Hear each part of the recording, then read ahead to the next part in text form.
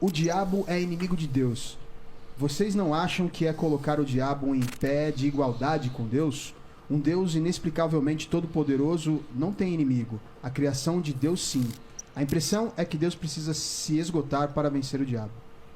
Boa pergunta. Achei. Boa pergunta, Nossa, né? Excelente pergunta. Qual é o nome dele? André? André Apolinário. Pô, eu gostei também. André, você fez uma pergunta teológica profunda. Que eu vou tomar licença aqui. Eu até tomei a iniciativa. Desculpa, Saião. Tranquilo. Eu vou responder com uma outra pergunta. Se Cristo é Deus e Cristo morreu, como pode um Deus eterno sinceramente morrer? É. Se Deus é Deus, como é que tem um grande conflito entre o bem e o mal? Eu só tenho uma resposta para te dar, André. Deus vai parecer heresia no primeiro momento, mas ouça até o final, você vai entender. Deus não luta com o diabo com os poderes de Deus. Porque se Deus lutasse com o diabo como Deus, não teria luta. Teria massacre. O próprio fato de ter um grande conflito entre o bem e o mal significa que Deus não luta com as armas de Deus. Ele luta com o caráter de Deus. Porque quando começou a rebelião no céu, que se estendeu para o planeta Terra, a grande acusação é que Deus era um déspota, que ele nos obrigava. E quando o diabo nos acusa, não é só acusar os nossos pecados, como muita gente pensa, não. Ele nos reclama para ele. E como no caso do livro de Jó, que ele falou o seguinte: Jó está te servindo porque o senhor compra Jó, tira os bens dele, eu quero ver se você te segue. Deus deixou Jó sofrer para mostrar para o universo que Deus não obriga, Deus não é um ditador. E no final das contas, o bem vai vencer o mal não com superpoderes de Deus, Marvel, mas sim com o caráter de Deus.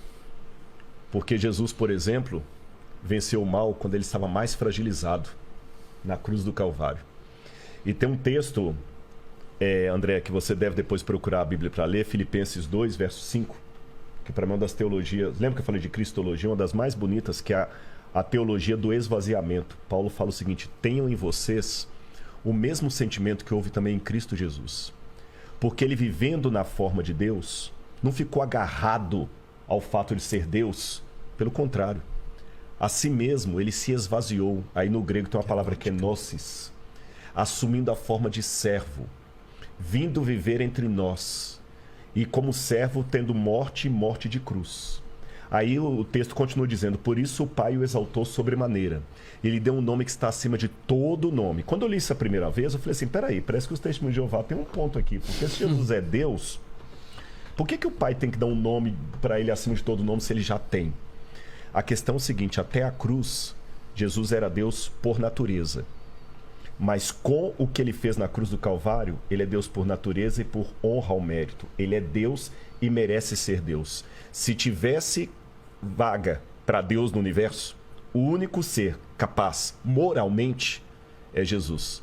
Porque é fácil ser Deus quando você tem os poderes de Deus, mas manter a nobridade, o caráter de Deus, quando você está temporariamente destituído daquela glória, é que é a questão. E ele venceu com a fraqueza. Ele venceu com o caráter.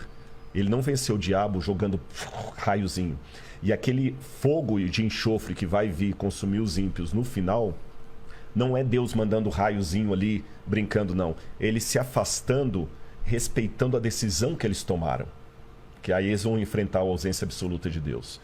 Mas até então, ele vence o mal com o caráter dele. Cristo se esvaziou para estar justamente no nosso nível. Por dois motivos ele se esvaziou, Pedro. Não, André, né, André? Primeiro, para revelar o Pai. Porque Deus é tão grandioso que se Jesus não revelasse, nós nunca íamos conhecer Deus.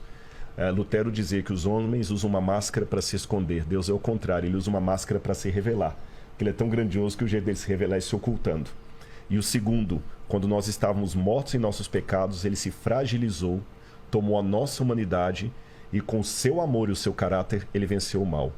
Essa é a maior prova de que ele é poderoso. Porque poder não é você usar algo que você pode para arrebentar o outro. É você poder fazer isso e não fazer. Acho que um elemento interessante é que a Bíblia, de modo geral, e o Novo Testamento enfatiza Satanás como inimigo do povo de Deus. Inimigo da igreja, mais do que uma referência de inimigo de Deus. Uai, seu app de vídeos curtos.